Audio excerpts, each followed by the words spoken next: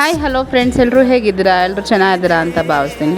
Welcome back to my channel Hema Suman Kannada YouTube ಚಾನಲ್ಗೆ. So ಎಲ್ಲರೂ ಹೇಗಿದ್ದೀರಾ ಫ್ರೆಂಡ್ಸ್? ಎಲ್ಲರೂ ಚೆನ್ನಾಗಿದ್ದೀರಾ ಅಂತ ಭಾವಿಸ್ತೀನಿ. ಸೊ ಇವತ್ತಿನ ವೀಡಿಯೋ ಸ್ಟಾರ್ಟ್ ಮಾಡೋಣ ಬನ್ನಿ ಫ್ರೆಂಡ್ಸ್. ಅದಕ್ಕಿಂತ ಮುಂಚೆ ಯಾರೆಲ್ಲ ನನ್ನ ಚಾನಲ್ ಸಬ್ಸ್ಕ್ರೈಬ್ ಮಾಡ್ಕೊಂಡಿಲ್ಲ ಪ್ಲೀಸ್ ಸಬ್ಸ್ಕ್ರೈಬ್ ಮಾಡ್ಕೊಳ್ಳಿ. ಸೊ ನನ್ನ ವೀಡಿಯೋಸ್ ಏನಾದರೂ ಇಷ್ಟ ಆದರೆ ಒಂದು ಲೈಕ್ ಮಾಡಿ, ಶೇರ್ ಮಾಡಿ, ಕಮೆಂಟ್ಸ್ ಮಾಡಿ. ಸೊ ಫ್ರೆಂಡ್ಸ್, ಇವತ್ತು ಚಿಕನ್ ಕಬಾಬ್ ಮನೆಯಲ್ಲೇ ಹೇಗೆ ಮಾಡ್ಕೋಬೇಕು ಸಿಂಪಲ್ಲಾಗಿ ಅಂತ ತೋರಿಸ್ಕೊಡ್ತೀನಿ ಬನ್ನಿ ಸ್ನೇಹಿತರೆ ಇವತ್ತು.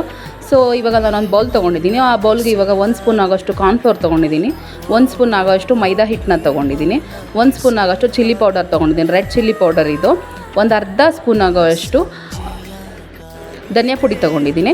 ಸೊ ಇದು ಶುಂಠಿ ಬೆಳ್ಳುಳ್ಳಿ ಪೇಸ್ಟು ನಾನು ಮನೆಯಲ್ಲೇ ಮಾಡ್ಕೊಂಡಿದ್ದೀನಿ. ಸೊ ಈಗ ನಾನು ಅದನ್ನು ಕೂಡ ಇದಕ್ಕೆ 1 ಸ್ಪೂನ್ ಆಗೋಷ್ಟು ಹಾಕ್ತಾಯಿದ್ದೀನಿ. 1 ಸ್ಪೂನ್ ಆಗೋಷ್ಟು ಹಾಕ್ಕೊಂಡು ಇದಕ್ಕೆ ನಾನು ಮೊಟ್ಟೆ ಯೂಸ್ ಮಾಡ್ತಾಯಿದ್ದೀನಿ. ಮೊಟ್ಟೆ ಇಲ್ಲ ಅಂದರೆ ಪರವಾಗಿಲ್ಲ, ನೀವು ಮೊಟ್ಟೆ ಇಲ್ಲ ಅಂದರೆ ನೀವು ಮೊಸರು ಕೂಡ ಆ್ಯಡ್ ಮಾಡ್ಕೋಬೋದು ಇದಕ್ಕೆ. ಸೊ ಈಗ ನಾನು ಮೊಟ್ಟೆನ ಆ್ಯಡ್ ಮಾಡ್ತಾಯಿದ್ದೀನಿ. ಇದನ್ನು ಚೆನ್ನಾಗಿ ಇದಕ್ಕೆ ರುಚಿಗೆ ಎಷ್ಟು ಬೇಕೋ ಅಷ್ಟು ಉಪ್ಪು ಹಾಕಬೇಕು. ಇವಾಗ ರುಚಿಗೆ ಎಷ್ಟು ಬೇಕೋ ಅಷ್ಟು ಉಪ್ಪು ಹಾಕ್ಕೊಂಡು ಇದನ್ನು ಚೆನ್ನಾಗಿ ಕಲಿಸ್ಕೋಬೇಕು. ಇದನ್ನ ನೋಡಿ ನೀಟಾಗಿ ಗಂಟು ಇಲ್ದಿರಂಗೆ ಕಲಿಸ್ಕೋಬೇಕು ಫಸ್ಟ್ ಇದನ್ನು ನಾವು. ಯಾಕಂದರೆ ನಮಗೆ ಮೈದಾ ಹಿಟ್ಟು ಮತ್ತು ಕಾರ್ನ್ಫ್ಲೋರ್ ಎಲ್ಲ ನೀಟಾಗಿ ಮಿಕ್ಸ್ ಆಗಿ ನಮಗೆ ನೋಡಿ ಈ ಥರ ಇರಬೇಕು.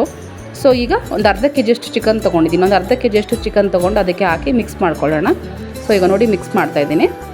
ಇದು ಚೆನ್ನಾಗಿ ಮಿಕ್ಸ್ ಮಾಡಬೇಕು. ನಮಗೆ ಚೆನ್ನಾಗಿ ಮಿಕ್ಸ್ ಮಾಡಿ ನಮಗಿದು ಮ್ಯಾರಿನೇಟ್ ಆಗಬೇಕು. ನಮಗೆ ಇಲ್ಲಾಂದರೆ 1 ಗಂಟೆ ಆದ್ರೂ ಮ್ಯಾರಿನೇಟ್ ಆಗಬೇಕು. ನಾನು ಯೂಸ್ ಮಾಡೋ ಎಣ್ಣೆ ಸನ್ಫ್ಯೂರ್ ಆಯಿಲ್. ಇದರಲ್ಲಿ ವಿಟಮಿನ್ ಎ ಮತ್ತು ವಿಟಮಿನ್ ಡಿ ಇರುತ್ತೆ.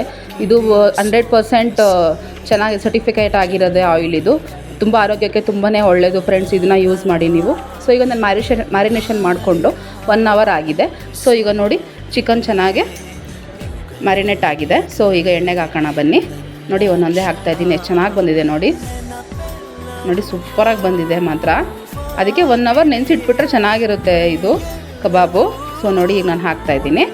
ಸೊ ಈಗ ನೋಡಿ ಒಂದು ಸೈಡ್ ನಾವು ಹಾಕಿದ್ದೀವಿ ಅಂದಮೇಲೆ ಅದು ಸ್ವಲ್ಪ ಆ ಬಬಲ್ಸ್ ಎಲ್ಲ ಒಂದು ಸ್ವಲ್ಪ ಕಡಿಮೆ ಆದಮೇಲೆ ಮತ್ತೆ ಇನ್ನೊಂದು ಸೈಡ್ ಟರ್ನ್ ಮಾಡ್ಕೋಬೇಕು ನಾವು. ಸೊ ಈಗ ನೋಡಿ ಇನ್ನೊಂದು ಸೈಡ್ ಕೂಡ ಟರ್ನ್ ಮಾಡ್ಕೊಂಡಿದ್ದೀನಿ. ಸೊ ಈಗ ಎತ್ತಾಯಿದ್ದೀನಿ ನೋಡಿ ಆಗಿದೆ, ಈಗ ಕಬಾಬ್ ಆಗಿದೆ. ಸೊ ನೋಡಿ ಫ್ರೆಂಡ್ಸ್, ಫೈನಲಿ ಕಬಾಬ್ ರೆಡಿ ಆಗಿದೆ. ಸೊ ನೋಡಿ ಎಷ್ಟು ಚೆನ್ನಾಗಾಗಿದೆ, ಕ್ರಿಸ್ಪಿಯಾಗಿ ಸಖತ್ತಾಗಿ ಬಂದಿದೆ ಕಬಾಬು. ಇದು ಯಾವ ಫುಡ್ ಕಲರು ಹಾಕಿಲ್ಲ, ಯಾವ ಗರಂ ಮಸಾಲ ಏನೂ ಹಾಕಿಲ್ಲ ನಾನು. ನೋಡಿ ನ್ಯಾಚುರಲಾಗಿ ಸಖತ್ತಾಗಿದೆ. ಇದು ನನ್ನ ಸ್ಟೈಲ್ ಕಬಾಬು.